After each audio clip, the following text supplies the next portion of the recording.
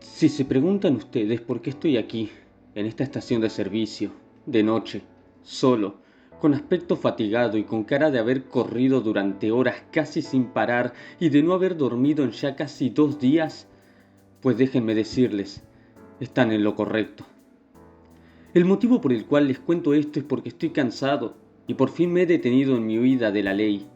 Y si se preguntan por qué hace ya más de 2 días estoy huyendo de la policía, entonces déjenme responderles. El motivo por el cual estoy huyendo es porque soy un cobarde. Sí, esa es la verdad. Estoy huyendo porque soy un cobarde. Yo, Antonio Salcedo, de 22 años, huyo de la ley por ser un auténtico cobarde. Y quien me demostró que yo no era ningún valiente fue, nada más y nada menos, que mi único y mejor amigo, Julián Lázaro. Verán, si me permiten tomarme aunque sea un café en este lugar, les juro que les diré todo y luego me marcharé. No soy un demente, tampoco soy peligroso, pero creo que nunca podría explicarle a los oficiales el por qué estoy huyendo de ellos. Me da miedo que no me crean, me da miedo que me encierren de por vida, me da miedo de que me castiguen por ser un cobarde. Solo unos minutos y un café, y yo con gusto hablaré para que todo quede esclarecido, al menos en este lugar. Gracias.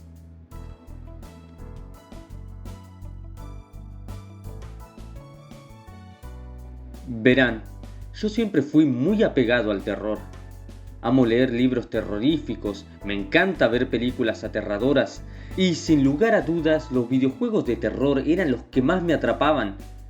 Por si alguno se pregunta qué tiene que ver esto con que ahora sea un fugitivo de la justicia, créanme si les digo que tiene mucho que ver, muchísimo que ver.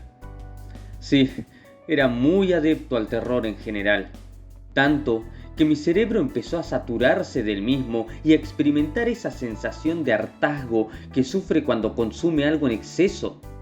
Lo peor de todo es que la mente humana tiene una falla increíble. En muchísimas ocasiones, la mente no solo no puede, sino que no quiere diferenciar la ficción de la realidad. Y eso, a la corta o a la larga, nos termina pasando a todos los que consumimos el terror en exceso. Que llega a un punto es que es tan aburrido ver un fantasma o un zombie, o que pase algo peculiar o extraño, que nos sentimos absolutamente capaces de creer que, si eso nos llegara a pasar en la vida real, actuaríamos con total lucidez y valentía.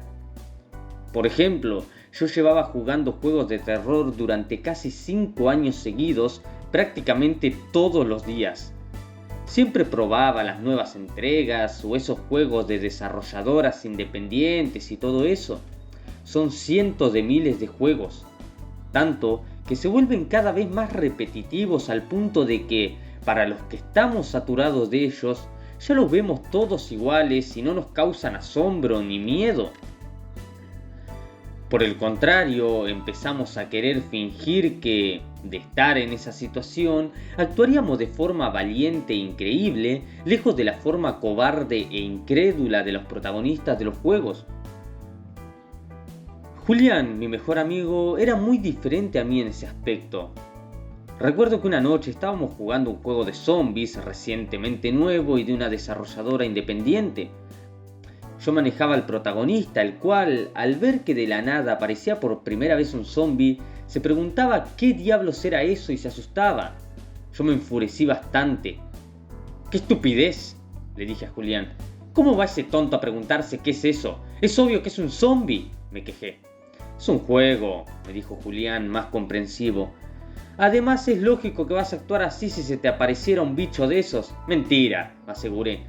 Si yo estuviera en esa situación, lo que haría es simple. Veo un zombie, pues busco algo para matarlo y punto. Recuerdo que me enojé bastante con Julián esa noche porque se me rió en la cara apenas dije eso. Él no acotó más nada y seguimos jugando. Pero yo me sentía enojado. Digo, ¿por qué esa estupidez de ser tan incrédulos en un juego? En la vida, o eso creía yo, antes de que me pasara lo que me pasó, estaba seguro de algo.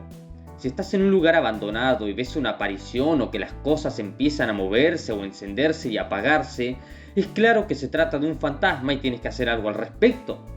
Si vas por la calle y ves un zombie o un monstruo, es lógico que tienes que buscar el modo de acabar con él antes de que él acabe contigo. Si te despiertas en un lugar extraño que no sea tu cama o tu casa, es lógico que no tienes que dejar que te domine el pánico y simplemente buscar una salida. Pero los videojuegos y las películas y los libros son cada vez más aburridos porque los protagonistas siempre son unos tontos incrédulos que, si ven un ser raro, dicen ¿qué fue eso? O si pasa algo raro en la casa, ¿por qué pasa esto? O si se despiertan en un lugar raro, dicen ¿en dónde estoy? ¡Sáquenme de aquí! Y eso a mí me había hartado. Al punto de asegurar que, si yo estuviera en cualquiera de esas situaciones, actuaría con total calma y lucidez como corresponde. Pero luego aprendí de la peor manera lo contrario.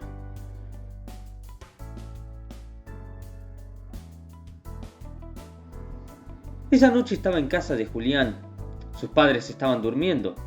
Nosotros estábamos en la cocina de su casa y, en la sala, de la nada, el televisor de él se encendió por sí solo. Creo que me aterré como nunca me había aterrado hasta ese día. Llegué a recordar que en muchos juegos, libros y películas, que un aparato se encendiera solo era señal de un hogar poseído. Les juro que llegué a pensar que la casa estaba embrujada incluso. No supe qué hacer. Me quedé temblando del miedo. Pero Julián, extrañado pero mucho más lúcido que yo, solo fue hasta la sala y apagó el aparato. ¿Qué te pasa?, me preguntó al volver. Yo tartamudeé. ¿Por qué el televisor? Las risas de mi amigo me interrumpieron. ¿Te asustaste con un televisor que se encendió solo?, me preguntó, burlándose de mí. ¿Cómo? ¿No era que si yo estuviera en esta situación haría esto y esto otro? El televisor tiene una falla y se enciende y se apaga solo últimamente. Hay que llevarlo a un técnico. ¿O qué? ¿Pensabas que la casa estaba embrujada? Por supuesto que no, mentí. Me pareció raro, nada más. ¿Y qué hubieras hecho si la casa estaba embrujada?, me preguntó con sorna.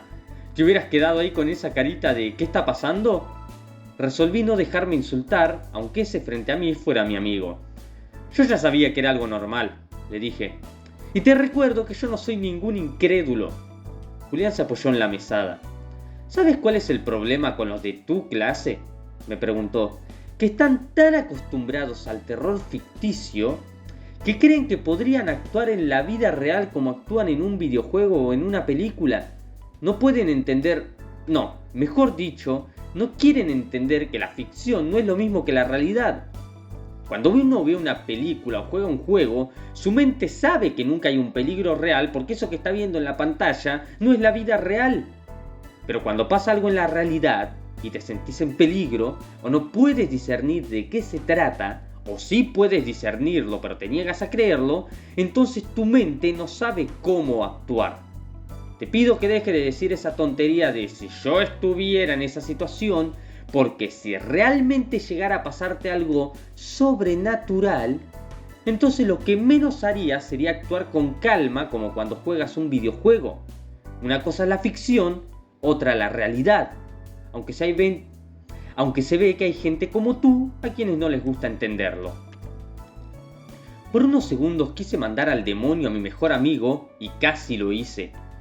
Pero en lugar de eso, tomé mis cosas y me fui rumbo a mi casa. ¿Puedo probarlo?, me aseguró él mientras me marchaba. Yo no contesté.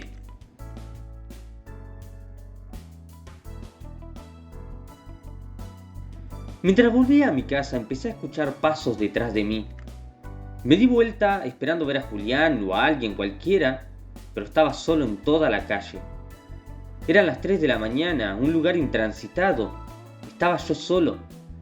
Retomé la marcha y ahí estaban los pasos, siguiéndome. Me di vuelta otra vez y lo vi. Detrás de mí había una figura alta, de pie, encapuchada y cabizbaja. Yo no sé cómo fue que no sufrí un infarto en ese preciso momento. Y más aún cuando esa cosa alzó la cabeza y vi el rostro azul de un monstruo. Un monstruo de boca ancha, dientes largos y ojos negros. Lo peor de todo fue que ese monstruo empezó a correr hacia mí. Y ahí fue cuando entendí que yo siempre fui un cobarde. Porque lejos de actuar con lucidez, lejos de buscar defenderme, lejos de ser valiente e inexorable, Empecé a gritar y a correr. Eso era lo único que podía hacer, correr. Y empecé a llorar a la vez que gritaba. Juro que jamás grité con una voz tan aguda en mi vida. No gritaba, chillaba. Las luces del vecindario se fueron encendiendo. Me oriné mientras corría, lo admito. Sentía que el corazón me iba a explotar de un momento a otro. Y llegando a una esquina, ese monstruo me atrapó. Mientras los vecinos salían, yo gritaba y lloraba. Pero el monstruo se empezó a reír y aflojó la fuerza en sus brazos. Tranquilo, soy yo, me dijo, soltándome. ¿Ves? Te dije que si estuvieras, lo empujé por acto reflejo. Sin dejar de temblar, sin dejar de chillar, sin dejar de llorar. Y solo entonces reaccioné a la voz y entendí lo que había pasado. Me di vuelta para ver al monstruo, el cual había caído y se había dado la nuca contra el borde del cordón cuneta de la calle. No se movía, pero la sangre empezaba a salir con alarmante rapidez de la herida. Y al ver su cara, entendí que era una máscara. ¿Qué pasó?, preguntó alguien. ¡Llamen a una ambulancia!, gritó otro. ¡Santo cielo! ¿Está?, empezó una señora. Sí, confirmó un hombre. El chico está... Miré el cuerpo del monstruo y entendí que todo este tiempo había sido Julián, mi mejor amigo. Él había intentado jugarme una mala pasada para probarme de una vez por todas que él tenía razón, que la comodidad de la ficción siempre va a ser muy diferente a la incertidumbre de la realidad. Y lo triste era que su prueba, al final, le había costado la vida. Y la gente me miraba con culpa, porque lo único que vieron fue que yo había empujado a ese chico hasta su muerte. Y ahí, antes de nada, empecé a correr otra vez. Algunos intentaron detenerme. Incluso vi un patrullero yendo en dirección a donde había ocurrido el percance, pero yo no me detuve. No me detuve hasta ahora, que quiero descansar un poco. Gracias al que me invitó el café, realmente me hacía falta. Shh. ¿Lo escuchan? Se oye como la sirena de una patrulla. Todavía me buscan. Yo tengo miedo de que no me crean. Podría intentar explicarles, pero ya saben que soy un cobarde. Por eso debo seguir huyendo. Gracias por todo. Ahora no me queda más que seguir corriendo.